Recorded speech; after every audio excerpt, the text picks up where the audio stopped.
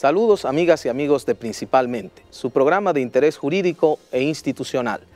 El licenciado Michel Camacho Gómez, experto en Derecho Penal Económico, Procesal Penal, conversará con nosotros sobre importantes aspectos relativos al derecho penal sustantivo y el proceso penal dominicano. Acompáñenos.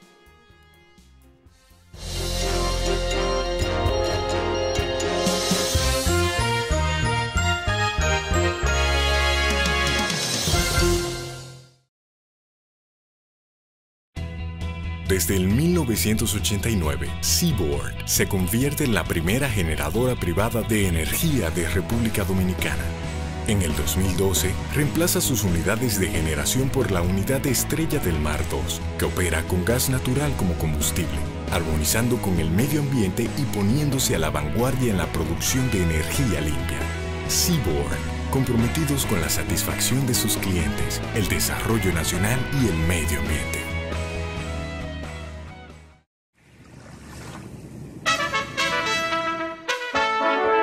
Vivo orgulloso de mi país, una patria que vive en mí.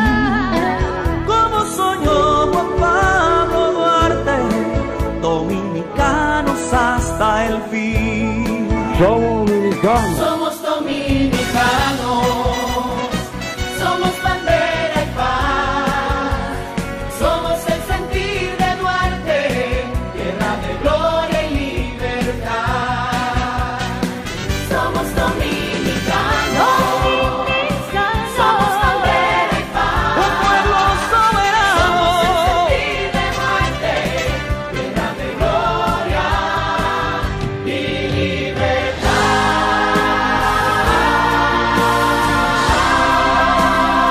Somos dominicanos.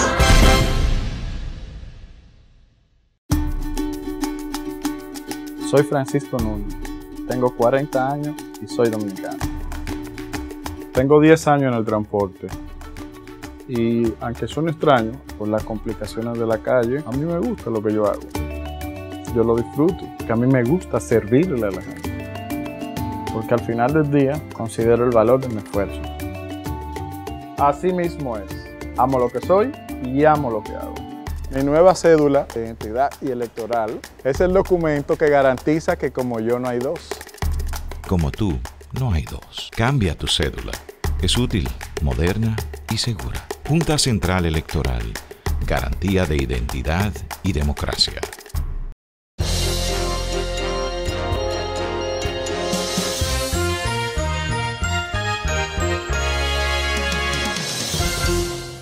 Saludos amigos de Principalmente.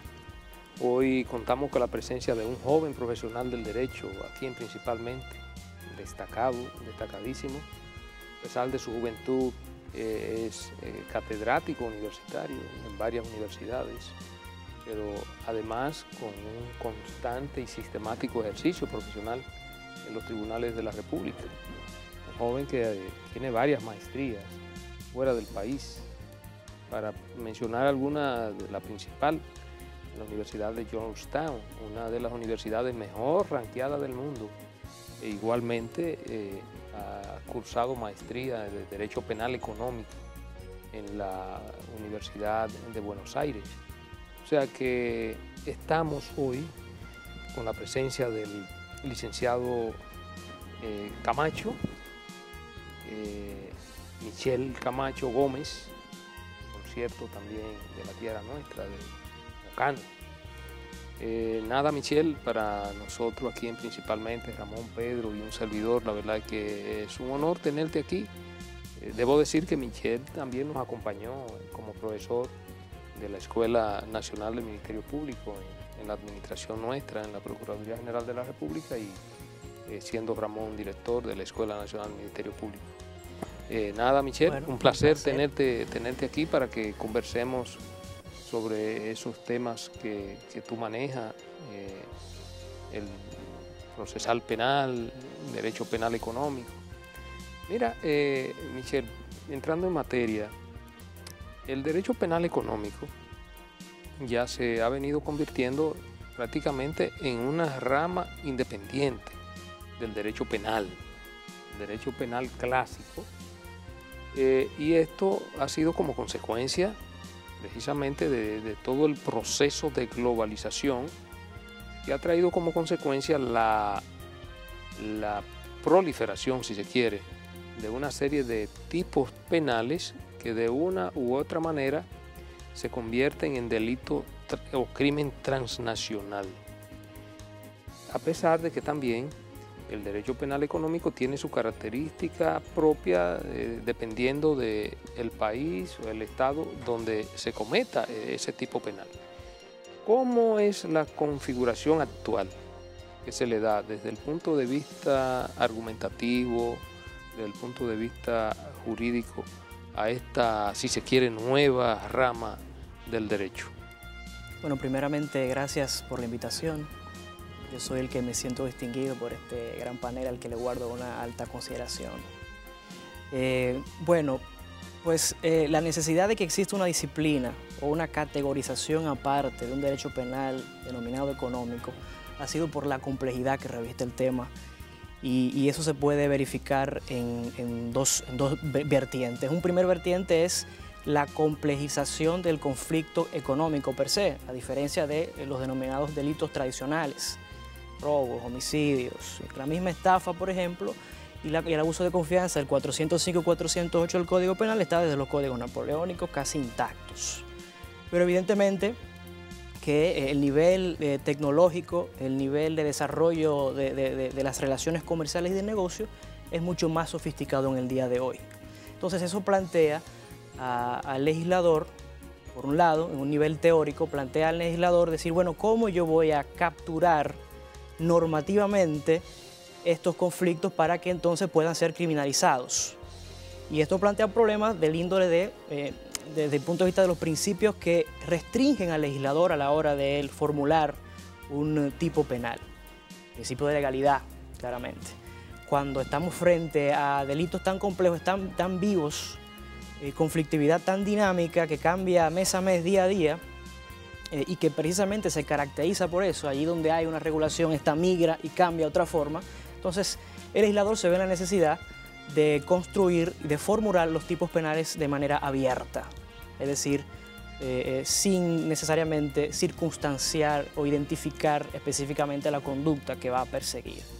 Entonces eso ya reviste una primera importantísima atenuación a un principio constitucional de taxatividad de la ley penal, que ha llegado ahora con el derecho penal económico a tener una cierta legitimación, por lo menos académica. Sí, vamos a tolerarlo porque los conflictos actuales no son los mismos que los de hace 200 años. Desde otro nivel también ya tiene que ver con el nivel práctico, procesal, si se quiere. Hay una necesidad de articular un derecho penal económico porque esto implica un reto mayor para las entidades encargadas de la investigación y de la persecución. ¿Cómo se investigan? Digamos que no es lo mismo que investigar, que meterse en una zona, levantar todos los elementos indiciarios de una escena del crimen, a yo tratar de demostrar y de reconstruir mediante pruebas delitos tecnológicos, por ejemplo, o delitos financieros cometidos a través de plataformas tecnológicas. Entonces esto reviste un impacto importante en el proceso penal en cuanto a la recolección de las pruebas, en cuanto a la conservación de las pruebas y en cuanto a la duración del proceso, porque no se puede pretender, por ejemplo, solventar un conflicto de esta complejidad de la misma manera que un conflicto de índole tradicional. Algunos de estos problemas han sido, como ya indiqué en el caso en el ámbito teórico, digamos normativo, ya tienen cierta legitimidad y también lo tienen desde el punto de vista procesal, porque nuestro Código Procesal Penal permite, por ejemplo, la extensión de los plazos en los delitos complejos precisamente. Michelle, a propósito de eso que tú has explicado ahora, me pregunto si el derecho penal económico no será uno de los rostros entonces del derecho penal del enemigo. No se puede caer en ese extremo cuando tú dices, bueno, el principio de legalidad vamos a relativizar y vamos a irnos a tipos abiertos, donde cabe todo o cabe cualquier cosa. Y por otro lado, no nos preocupemos mucho por las formas procesales. ¿Cómo encara eso el derecho penal económico para no salirse del marco constitucional? Yo diría que evidentemente hay marcos que establece la Constitución que son infranqueables. La idea del derecho penal económico, que es una idea, digamos, que hunde sus raíces, diríamos, desde la Inquisición o antes, tiene que ver con un proceso de criminalización, digamos, el perfil, la concepción, quién es el individuo, quién es el grupo o la comunidad que comete determinado tipo de delitos y que son tradicionalmente y que son históricamente considerados como enemigos, digamos. Esta ha sido la base, por ejemplo, y esto ha revestido de diversas formas. Uno de ellos, y la más patente forma, a mi modo de verlo, ha sido en los inicios de la criminología, con la criminología positivista, por ejemplo. Cuando la teoría en aquel entonces identificaba al imputado como una persona enferma o como una persona que cometía o delinquía porque tenía ciertas características físicas o naturales, o ontológicas, o médicas o genéticas que lo conducían a cometer ese crimen de manera indefectible. La teoría Se está lombrosiana. volviendo otra vez a eso. Y se está volviendo La otra vez. teoría Identificando lombrosiana. genes que dicen que de alguna manera predisponen a la comisión del crimen, predisponen a ser más agresivos, etc. Claro, desde el punto de vista del positivismo lombrosiano, de Rico Ferri y demás, donde no teníamos la tecnología y los avances genéticos que tenemos ahora, era más fácil identificar en ese momento que se trataba más bien de un programa político velado, digamos, revestido de cientificidad. Y esos fueron tradicionalmente los enemigos, porque en el fondo, ¿quiénes eran? Eran las personas que no tenían acceso a capital ni a condiciones de bienestar. Pensemos, por ejemplo, en la gran fragmentación social que ocurrió con la revolución industrial, digamos, donde la división de labores, la distribución del capital fue extrema, donde no existían derechos laborales, donde no existía ningún tipo de garantía, y eso generó una alta conflictividad, y eso eran los llamados enemigos. La vagancia se convirtió en un delito. Sí, que todavía está en nuestro código, si mal no recuerdo, aunque está en desuso, pero hay muchísimos tipos penales de esa índole que tienen que ver con esa concepción del enemigo.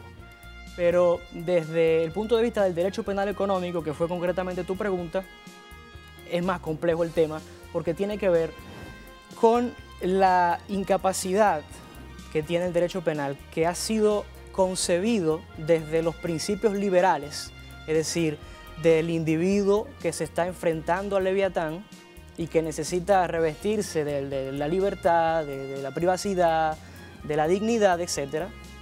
Y en base a esa premisa hobbesiana, si se quiere, del individuo frente al Estado, se construye el derecho penal liberal, que es básicamente el derecho nuestro procesal penal.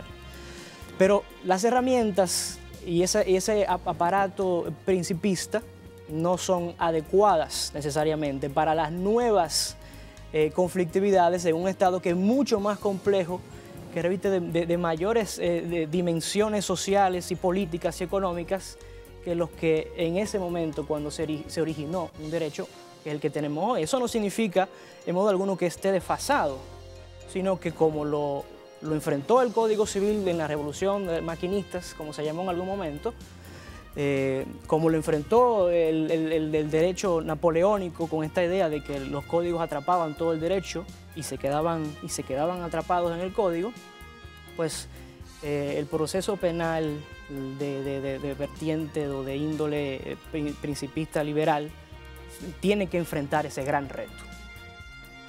Otro tema vinculado a esta misma discusión, de alguna manera, nos convoca a comenzar a ver cómo empezó la denominación de derecho penal económico, desde la concepción, digamos, de Sutherland, de white collar crime, y por qué en sus inicios era tan difícil que la gente viera eso como derecho penal, por qué era tan difícil que la gente comenzara a ver que habían determinados comportamientos que por su propia naturaleza eran tan dañosos como los delitos tradicionales.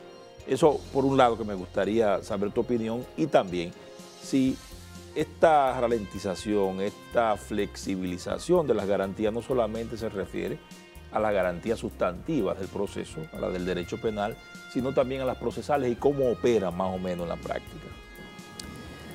Bueno, en cuanto a tu primera pregunta, es interesante que tú señales que quienes primero notaron este tipo de conflictividad fueron los sociólogos. Sutherland era un sociólogo y quizá un poco antes Durkheim hacía referencia a ese tipo de delincuencia, pero Sutherland explicaba la criminalidad de cuello blanco como un fenómeno social, no como un delito, no como un tema penal, sino como un tema que debía ser penalizado o que si era penalizado pasaba un poco por debajo del sistema penal, porque, y de ahí viene el nombre, de cuello blanco, ¿no? Era, a diferencia de blue collar eran los operarios, los que trabajaban en las fábricas, los de cuello blanco eran los que trabajaban en las grandes empresas, digamos, en las grandes industrias, o gerentes, o de posición clase media alta, es decir, que tenían acceso a condiciones de bienestar. Y él explicaba este tipo de criminalidad, este tipo de conflictos no necesariamente criminalizados tienen un mayor impacto en la percepción de inseguridad que un delito violento, que un delito de sangre, y además que son cometidos por personas que no son tradicionalmente conocidas o vistas como los enemigos, no son el otro, son parte de esa comunidad, digamos, que de alguna manera es la que produce los significados relevantes. ¿Y cuál era tu otra pregunta que tú mencionabas? El tema de la garantía. Que digo yo que el derecho penal económico no solamente ha ido afectando garantías del derecho penal, sino claro, que ha penetrado también y ha relativizado temas de derecho procesal penal de alguna manera. Lo que tiene que ver con el régimen de las pruebas, lo que tiene que ver, incluso en algunos casos, se ha hablado incluso de relativización de principios tan fundamentales como el de inocencia y tal. Una referencia tuya, una reflexión sobre ese tema sería muy interesante. Bueno, a mí me parece que bajo la configuración actual del Código Procesal Penal es muy arriesgado afirmar que las reglas contenidas en él deban flexibilizarse en base a los conflictos económicos. Yo creo que ha sido muy interesante en ese sentido la experiencia nacional, digamos, los grandes delitos bancarios de la República Dominicana, digamos, Baninter, Mercantil, Bancrédito, etc. Y en el momento en que sucedieron, que fue al inicio de la institucionalización e instauración del Código Procesal Penal, es decir, no estaba muy clara cómo iban a operar estas reglas y mira a ver cuál fue el laboratorio para que se aplicaran. Y lo que resultó interesante de eso fue, a mi modo de ver, ya viéndolo en retrospectiva casi 10 años, por lo menos de uno de los primeros fallos, es que el escenario procesal penal sirvió y fue eficaz tanto para proteger los derechos del imputado como para permitir el acceso efectivo y a la tutela judicial efectiva. Y si en alguna medida hubo alguna atenuación, que no la hay, fueron las que permitía el código, es decir, la extensión de los plazos, por ejemplo. Sin embargo, algunos países, como en España, hay incluso jurisdicciones específicas para conocer ese tipo de delitos.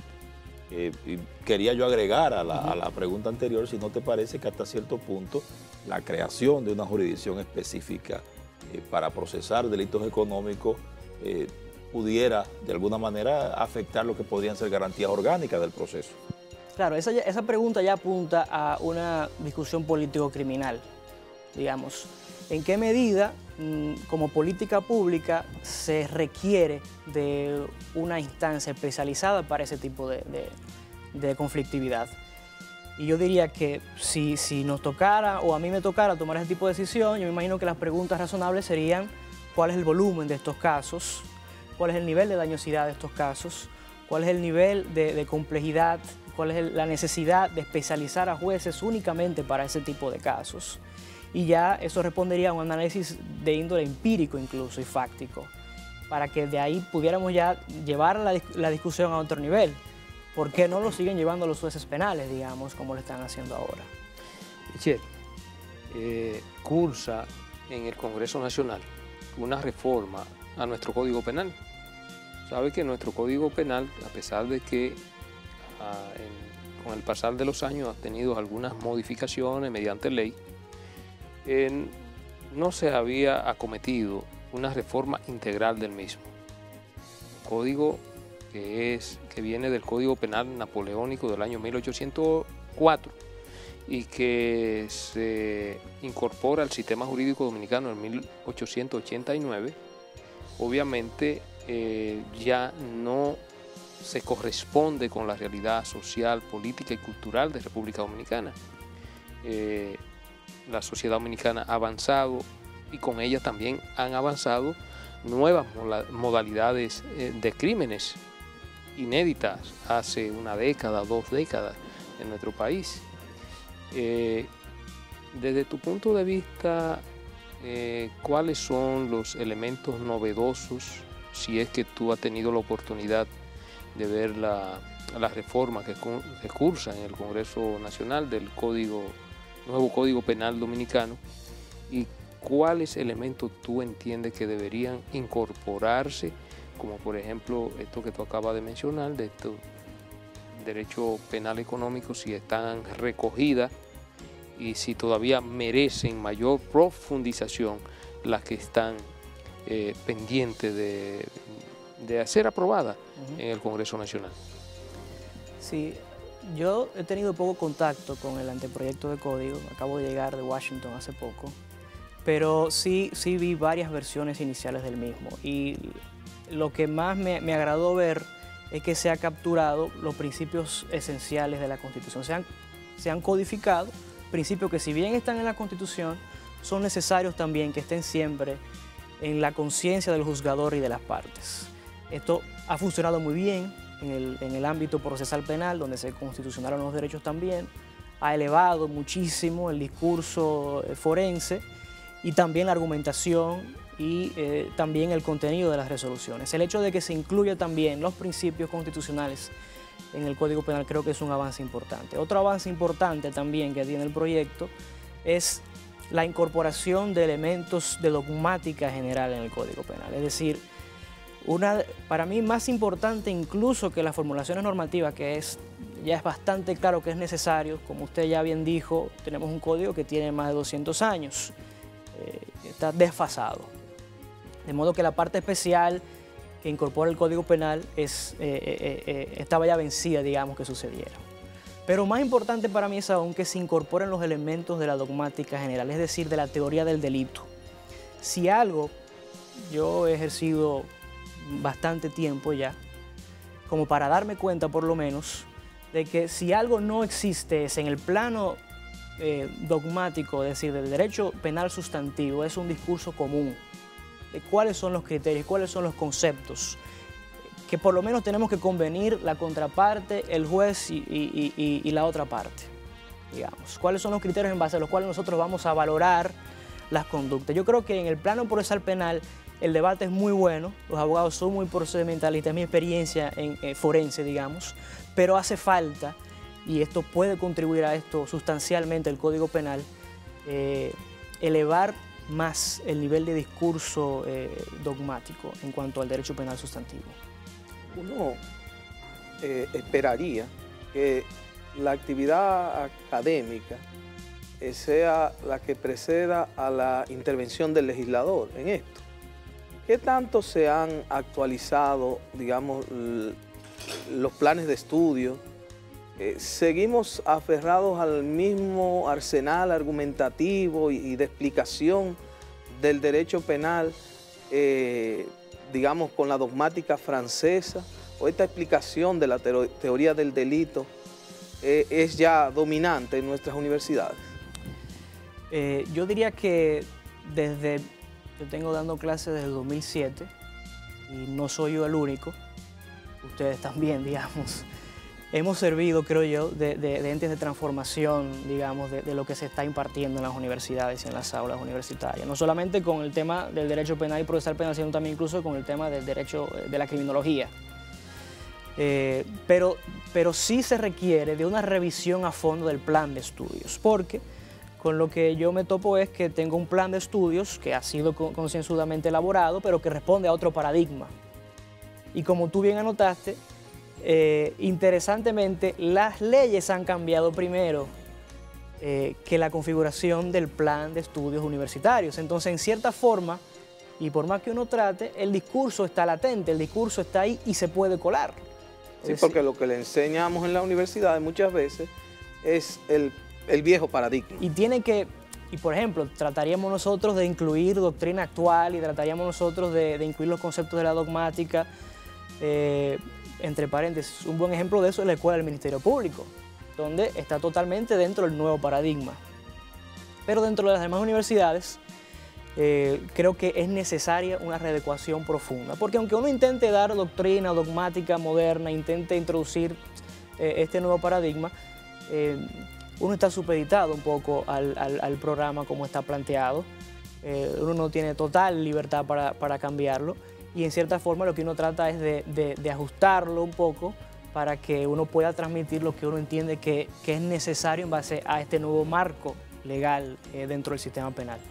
Hay una discusión que está vinculada a la pregunta que te hacía Ramón, que quisiera yo traer para ver si reflexionamos sobre ese tema. Y es lo relativo a la diferencia que existe entre dos tipos de discurso en derecho penal. El discurso de los juristas en las aulas universitarias, el discurso de los juristas en la conferencia, el discurso teórico de derecho penal, por un lado, y por otro lado, el discurso del derecho penal de la realidad, el que se discute en los tribunales, el que deciden los jueces, el que litigan las partes. Hay dos discursos que aparentemente, desde mi punto de vista, son completamente distintos, y quien escucha a uno y escucha a otro parecería estar presenciando dos materias completamente distintas. ¿No te parece a ti que hay una separación, diríamos, significativa entre esos dos discursos, sobre todo en nuestro ámbito, en República Dominicana? Yo te diría, no solamente en nuestro ámbito, sino dentro del derecho penal o de la ciencia del derecho penal, como a veces se le intenta catalogar. Ciertamente la dogmática, digamos, la doctrina, está construida pensando en la función del juez. Es decir, cómo vamos a otorgarle, sobre todo la dogmática europea continental, está pensada en base a cómo debe fallar el juez y cuál es el modelo de interpretación taxativo que él tiene que tener a modo de ver del doctrinario para fallar adecuadamente los casos en base a lo que dice la norma y en base quizá con suerte a lo que diga la Constitución. Y eso ya en sí mismo es una limitante, porque hay tres partes en un proceso, digamos. El juez, la defensa y el acusador. Los tres interpretan la misma norma, pero los tres están ubicados en tres posiciones institucionales diferentes. Y los tres, por lo tanto, utilizan criterios de interpretación distintas. Entonces es muy difícil, quizá, partir de un solo criterio de interpretación objetiva de las normas penales. Pero más allá de eso también, independientemente de esa diferencia entre el derecho académico y el derecho, digamos, práctico, yo soy de los que piensa que para qué, sobre todo en la ciencia del derecho penal, donde estamos haciendo una cosa tan seria como decidiendo quién va a la cárcel y quién no, debería ser muy claro, debería ser muy específico, debería ser lo menos rebuscado y barroco posible. Pero más allá de eso también, aún dentro del propio plano académico, hay importantes confusiones conceptuales entre los niveles de discurso. Por ejemplo, y un tema no es menor, porque incide en la práctica, el tema de la concepción de la pena. A la pena, por ejemplo, se le atribuyen fines, un fin político-criminal de disuasión, es decir, para aquellos que no hayan delinquido, mira lo que te puede pasar en caso de que tú decidas hacer esto. O un fin de prevención general positiva. No piensen, demás ciudadanos que no delinquen, que por esto el derecho penal es débil. Miren que se reafirma con la imposición de una pena. Pero el problema es, bueno, y esos dos parámetros, por ejemplo, son utilizados para bañar toda la interpretación del derecho penal. Es decir, que en base a la finalidad de la pena, se construye una teoría de la interpretación que debe servirle de carta de trabajo al juez o a las partes. Pero bien, ¿cuál es el problema? Que esas no son funciones que se puedan constatar del derecho penal. Es decir, una cosa es que yo pueda decir que el derecho debería proyectar un mensaje de confianza, que el derecho debería disuadir. Y otra cosa muy distinta es decir que efectivamente en la práctica, empíricamente, disuada a los ciudadanos o transmita confianza. Michelle, vamos a aprovechar para hacer una breve pausa. En el próximo segmento vamos a proseguir con este tema porque la verdad que me han surgido una serie de inquietudes que vamos a discutir en el próximo segmento.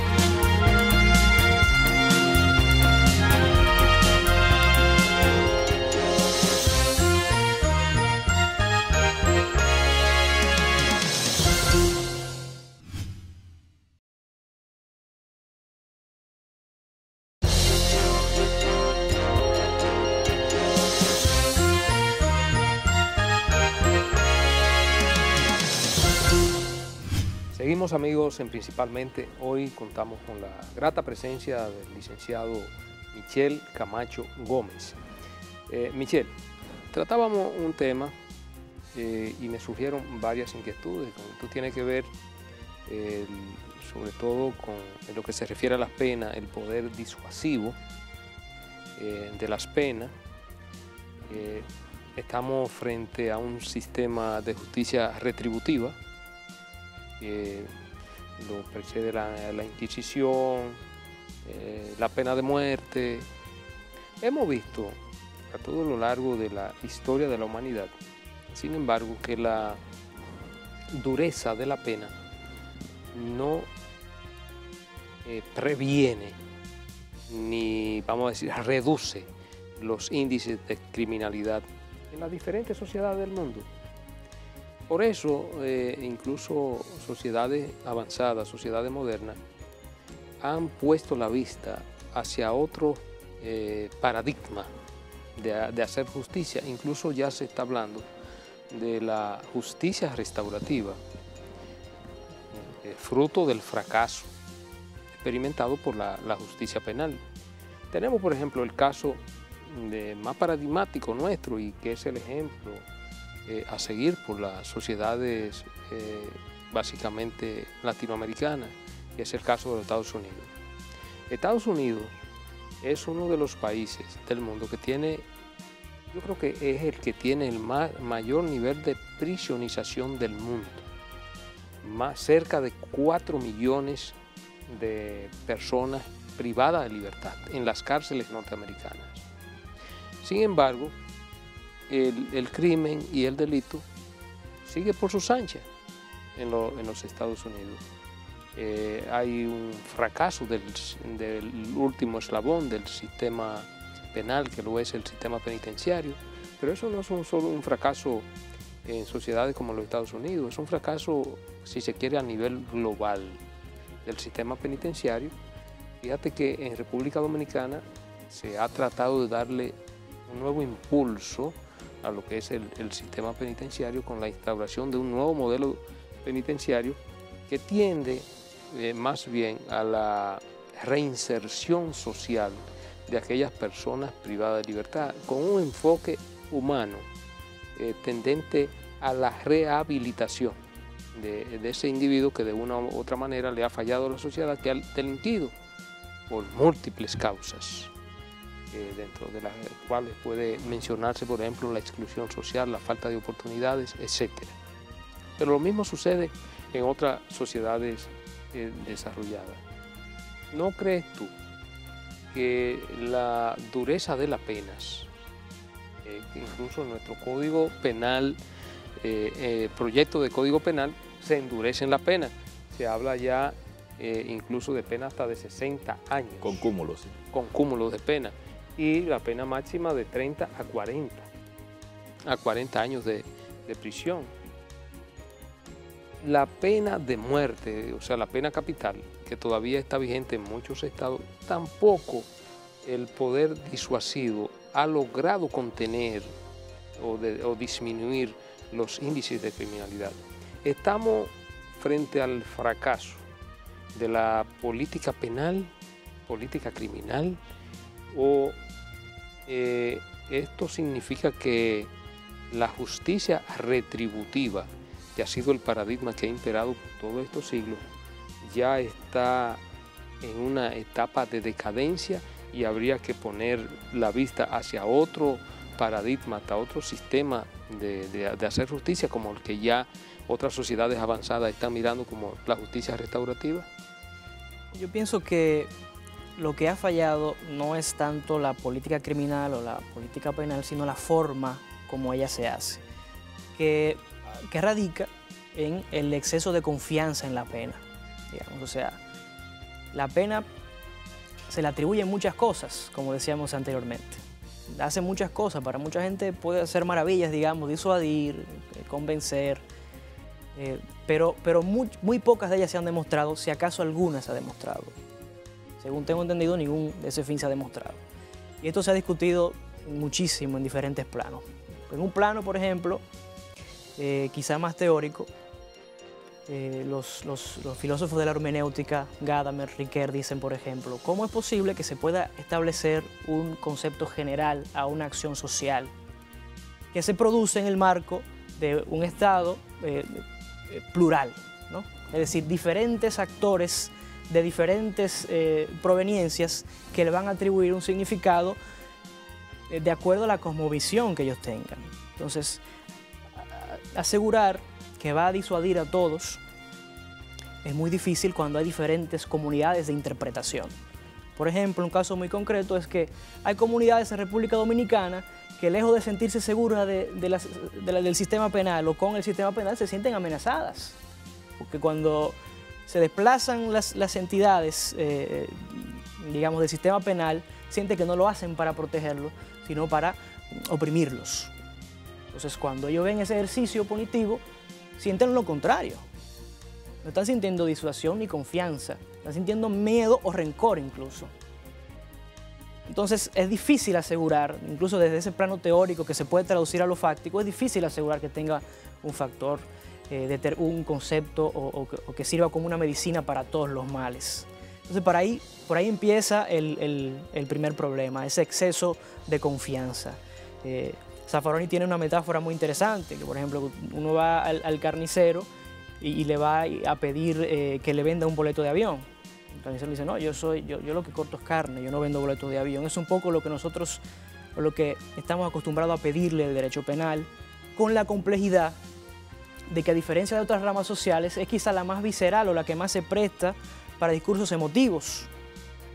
Porque hay un drama social, son delitos de violencia, a veces hay delitos que son horribles, que hay que decirlo, son horripilantes, digamos. Entonces, se nos exige pensar, a lo que hacen política criminal, se nos exige pensar como las víctimas.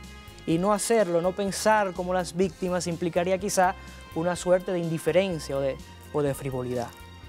Desde luego que yo no creo que eso implique eso. Si mi función social, como ustedes en algún momento la han ocupado, ha sido la de hacer política criminal, tienen que desafectarse, hay que desafectarse. Si me preguntan qué tú harías si fuera tu hija, evidentemente mi respuesta fuera otra. Pero si yo soy un analista político-criminal, yo tengo que hacer ese esfuerzo por la disciplina, por el método de ese nivel de análisis, de desafectarme del conflicto y pensar más bien cómo se resuelven mejor los conflictos, más allá, digamos, de todas las magias, las características mágicas que les quieren atribuir. Entonces, el discurso visceral debe de combatirse con contenido empírico, con contenido fáctico. Pero mientras llegamos a ese nivel, yo estoy muy de acuerdo con lo que usted señalaba, de que el modelo penitenciario, sobre todo el modelo actual, se está fundamentando en la reinserción y la reeducación. Me parece muy modesto, pero me parece que es un buen reconocimiento de lo único que podemos hacer. Ojo, dice la Constitución, está orientado a, no está diciendo que eso es lo que hace efectivamente, sino que ya que vamos a encarcelar a las personas y no estamos seguros, en mi mente, pienso yo que sería la disquisición del constitucional, del constituyente, si le atribuimos una entidad, ya que vamos a meter a las personas presas, vamos a, por lo menos, a tratar de orientar su estadio aquí para que cuando salga no vuelva a hacer lo mismo o algo peor. Entonces es necesario ese nuevo modelo penitenciario bajo ese esquema que tenga condiciones de salubridad, que tenga programas, tampoco convertirlo un poco como la naranja mecánica, ¿no? De una especie de tecnificación de la reinserción y la reeducación, que no es posible sin la voluntad del individuo, pero sí que los elementos estén ahí. Y de ahí el carácter de que está orientado. No está diciendo que esa es, la Constitución no está diciendo que esa es la finalidad, pero debe orientarse a eso. Entonces yo prefiero conformarme con un FCFIN que es más modesto, y el compromiso del Estado desde el punto de vista penitenciario debería de ser el de ahondar ese tipo de política. O sea, todavía el 81% de los que están presos, de las personas que están presas, está en el viejo modelo. Es decir, la gran mayoría. Solamente hay una población privilegiada de menos de un 20% que está dentro del nuevo modelo. Entonces falta mucho todavía, pero es importante que esos esfuerzos se continúen y se prolonguen. Desde el punto de vista del fracaso del modelo, quizá no. Yo no veo la pena siendo abolida, desde luego, no en mi lapso de vida, digamos, en lo que me queda, ni en una generación cercana. Pero sí hay que saber utilizarla, sí hay que hacer una política criminal o desarrollar una política criminal que migre un poco ese exceso de confianza sobre la pena hacia otros mecanismos de resolución alternativa, que implicarían, por ejemplo, una gran institución para hacer eso es precisamente el Ministerio Público, que es una mega institución dentro del sistema penal que está, digamos, en todas partes, antes, durante y después de la judicialización de los conflictos. Creo que la clave está más por ahí que confiar en los efectos de la pena, en la contundencia de la pena. Michelle, quiero volver sobre el tema de las víctimas que tú mencionaste. Y tú decías, bueno, el analista político criminal o el Estado en la política criminal tiene que desafectarse y no necesariamente tiene que pensar como las víctimas. Una de las preocupaciones recurrentes y parte del discurso, digamos, de resistencia a lo que ha sido el movimiento de reforma procesal penal, que supuso adecuar a la Constitución, el Código de Procedimiento, Código Procesal, ha sido que toda esta afirmación de las garantías de los imputados se ha hecho en desmedro de los derechos de las víctimas. Se suele repetir que ese es el código de los derechos humanos de los delincuentes y que parece que nos hemos olvidado de los derechos de las víctimas. ¿Cuál es tu lectura de esa situación? Bueno, primeramente, cuando yo hablo de desafectación, digamos, de la posición de la víctima, es que no es, digamos, olvidar ni echar de lado cuál es su posición dentro del conflicto, que es la que articula todo el sistema penal, digamos, por el impulso de la acción, sino que para determinar quizá cuál es la mejor solución, cuál es el mejor mecanismo político-criminal para dar solución a determinado tipo de conflicto, no solamente hay que pensar desde el punto de vista de la víctima, sino incluso de la comunidad, sino incluso del seno de cómo ocurre, sino incluso de cómo evitar las regularidades sociales que hacen que esos conflictos se detonen constantemente. Pero dicho eso, ya tu pregunta sobre el Código Procesal Penal, para mí es el código también de la víctima fundamentalmente. El nivel de acceso que tiene la víctima al proceso judicial no tiene precedentes. No tiene precedentes porque en un primer nivel, digamos, los delitos de acción privada lo puede hacer directamente. Pero aún en aquellos casos en que tenga que acudir a través del Ministerio Público, tiene la posibilidad de acceder al Ministerio Público, de indicarle, de solicitarle las diligencias de investigación que deba realizar durante la etapa de la investigación. Cerrada la investigación, abierto el juicio, también tiene la posibilidad de ser un actor preponderante que antes no lo tenía. En el esquema anterior solamente podía solicitar condenaciones pecuniarias y aunque eso no limitaba, digamos, el nivel de discurso que podía extenderse a lo penal, lo cierto es que la limitación ahora es prácticamente cero si se adhiere a la acusación del Ministerio Público o si presenta una subsidiaria o una alternativa. Es decir, que el nivel de participación dentro de las medidas de coerción, dentro del juicio y dentro de las etapas sucesivas, creo que no tiene precedentes dentro del sistema dominicano. Bien, Michelle, vamos a aprovechar para hacer otra breve pausa.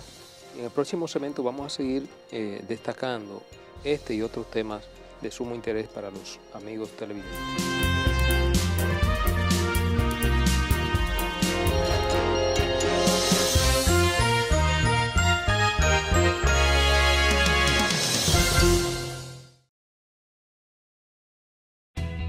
Desde el 1989, Seaboard se convierte en la primera generadora privada de energía de República Dominicana. En el 2012, reemplaza sus unidades de generación por la unidad Estrella del Mar 2, que opera con gas natural como combustible, armonizando con el medio ambiente y poniéndose a la vanguardia en la producción de energía limpia. Seaboard, comprometidos con la satisfacción de sus clientes, el desarrollo nacional y el medio ambiente.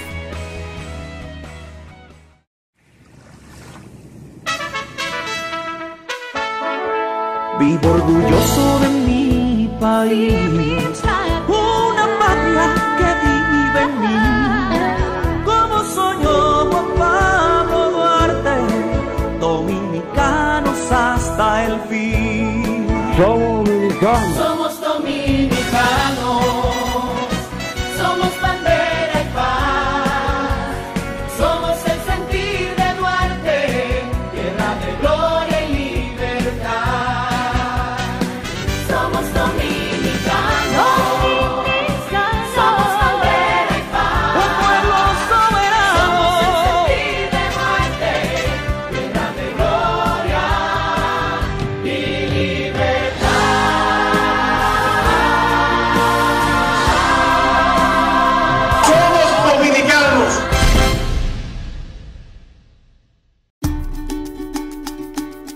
Soy Francisco Núñez, tengo 40 años y soy dominicano. Tengo 10 años en el transporte y aunque suene extraño por las complicaciones de la calle, a mí me gusta lo que yo hago. Yo lo disfruto, que a mí me gusta servirle a la gente, porque al final del día considero el valor de mi esfuerzo. Así mismo es, amo lo que soy y amo lo que hago. Mi nueva cédula de identidad y electoral es el documento que garantiza que como yo no hay dos. Como tú, no hay dos. Cambia tu cédula. Es útil, moderna y segura. Junta Central Electoral. Garantía de identidad y democracia.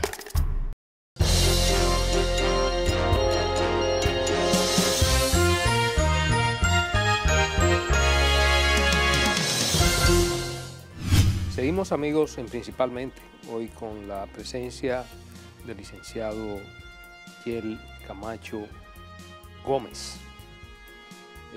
Michel, últimamente ha habido un debate en República Dominicana en torno a un artículo del Código Procesal Penal que muchos pensamos que después de la proclamación de la Constitución del año 2010 ha venido en inconstitucional. Se trata del artículo 85 del Código Procesal Penal, no en pleno, sino un párrafo del artículo 85 del Código Procesal Penal, que crea la acusación popular.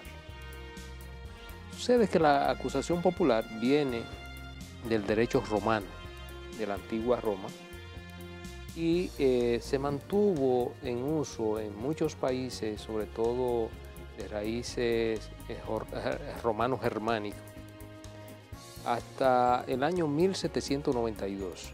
Francia, que ha venido con esa tradición, es donde primero se crea la figura del Ministerio Fiscal, en 1792.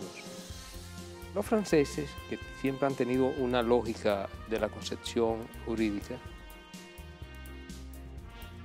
pensaron que era más conveniente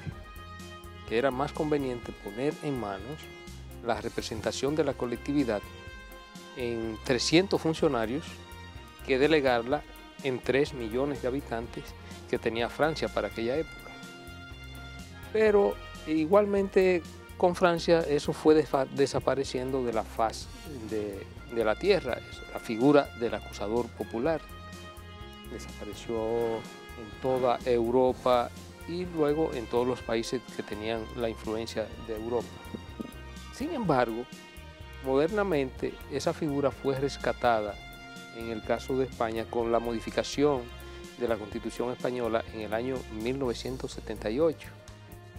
O la nueva Constitución española, para llamarle de mejor manera. En España está constitucionalizado. Manda a arreglarla con respecto a la ley.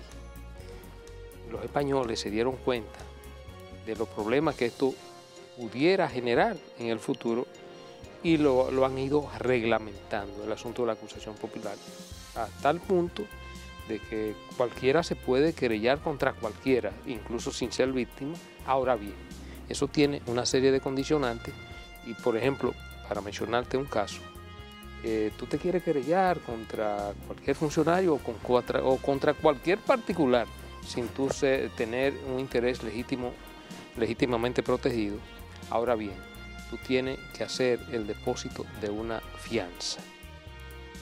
Pero también en España, aparte de arreglarlo en la ley, han creado una figura en la ley de enjuiciamiento criminal que se llama delitos contra la administración de justicia, que tipifica las denuncias y las falsas querellas. Es decir, que un denunciante de esto popular, un querellante de esto popular, se querella frente a alguien, aún depositando una fianza, resulta que esa querella es falsa, esa persona puede ser enjuiciada criminalmente en España y ser condenada de 1 a 6 años de prisión y también condenada en términos pecuniarios. Bueno, el asunto es que en República Dominicana, con la nueva reforma del Código Procesal Penal se introduce el querellante popular, pero no se reglamenta. Y cualquiera en República Dominicana puede querellarse sin ningún tipo de responsabilidad contra un funcionario público, contra un exfuncionario, especifica, dice que entienda que haya cometido algún delito de crimen o un delito de corrupción administrativa o un crimen o delito de lesa humanidad, violación de derechos humanos. ¿Cuál es tu interpretación de ese artículo? Hay un grupo de juristas que entendemos que como consecuencia de la proclamación de la Constitución del año 2010, que establece en su artículo 22 a capítulo 5, dentro de los derechos del ciudadano, el ciudadano tendrá el derecho a denunciar cualquier tipo de delito, de corrupción o violación de derechos humanos. Lo tipifica claro, pero más aún en el artículo 169, cuando se refiere a las funciones del Ministerio Público, dice que el Ministerio Público es el ente del Estado encargado de la representación de la colectividad y además tiene el ejercicio, el monopolio de la acción penal, pública penal. ¿Cuál es tu enfoque sobre ese debate? Bueno, yo pienso que la figura del querellante popular nace de dos preocupaciones, creo yo. La primera es la suspicacia natural que hay en que el Estado mismo se persiga a él en su contra. Digamos, un poco esta suspicacia generó abrir un poco la figura del acceso al sistema judicial al control social. Y otro elemento también, no menos importante, es que dentro de un Estado democrático y de derecho, los ciudadanos puedan ejercer un control sobre, de alguna forma, sobre lo que ejercen sus funcionarios. Yo pienso que la discusión es bastante política, pero pienso también que el Código Procesal Penal establece dos filtros importantísimos para eso que usted indica. Si usted interpone una querella contra un funcionario público, usted tiene un primer filtro que es el Ministerio Público. Él debe verificar el contenido, él debe verificar el nivel de seriedad, él debe verificar la aportación probatoria o indiciaria. No está combinado, a mi modo de verlo, no está combinado a iniciar la acción. Inmediatamente reciba ese acto de querella, sino tiene que evaluarla.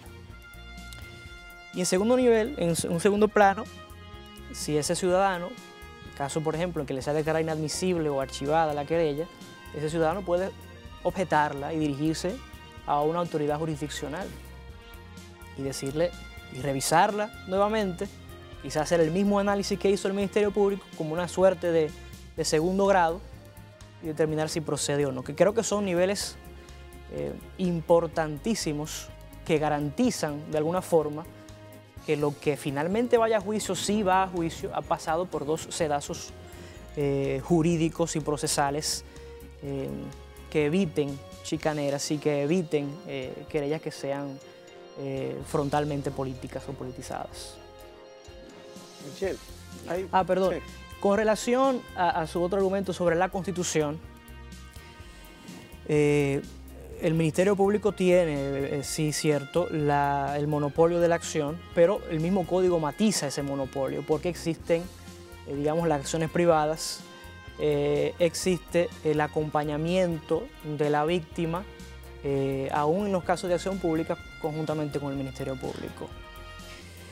Y la limitación, digamos, o la interpretación del artículo 22, que digamos que podría interpretarse como que limita al público en general a te da la posibilidad de denunciar, porque ya la querella tiene otro tipo de connotación. O sea, tú siempre podrás denunciar.